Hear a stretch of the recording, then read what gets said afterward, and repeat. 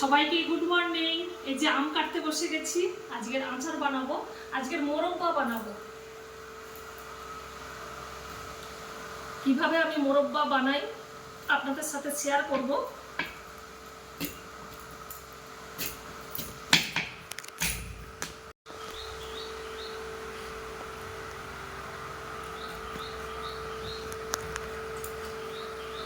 আমগুলো কি সুন্দর পাকার মতো হয়ে গেছে, একদম হলুদ হয়ে গেছে। এই যে একটা আমকে এরকম 4 টুকরো করব।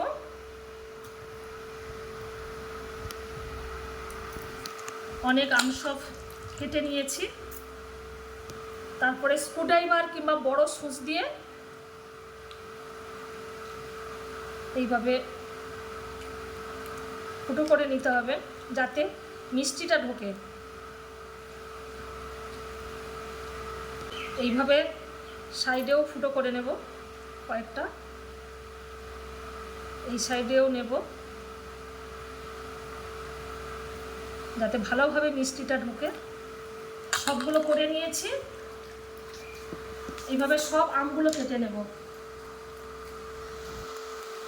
এই যে চুন আছে, জলের মধ্যে চুন দিয়ে দেব। এইভাবে 1 ঘন্টা ভিজিয়ে রাখবো, তারপরে আমটাকে ছেঁকে রোদ্রতে শুকনো করতে দেব। একদম শুকনো হয়ে গেলে বিকেলে আচার বানাবো, দেখাবো, শেয়ার করবো সবার সঙ্গে। এই তো আমের মোরব্বা বানাবো, সকালে কেটে রোদ্রের মধ্যে দিয়েছিলাম। এটা 1 কিলো আম, 2 কিলো চিনি নিয়েছি, আর এই যে 1 মগ জল। প্রথমে জলটা দিয়ে দেবো।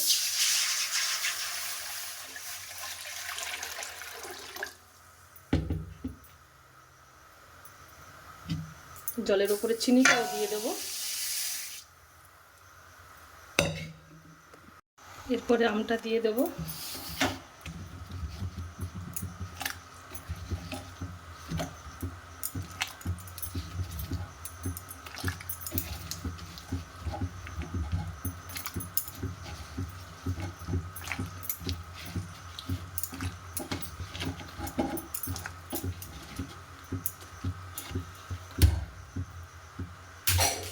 প্রথমে আচারটা বানাতে শুরু করেছিলাম 8:30, এখন 10টা বাজে। কত সময় লাগে,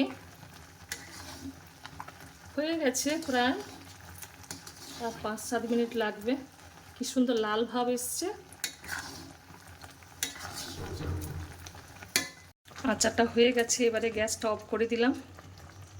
কি সুন্দর লাল ভাব হয়েছে, এটাকে আমের মোরব্বা বলে।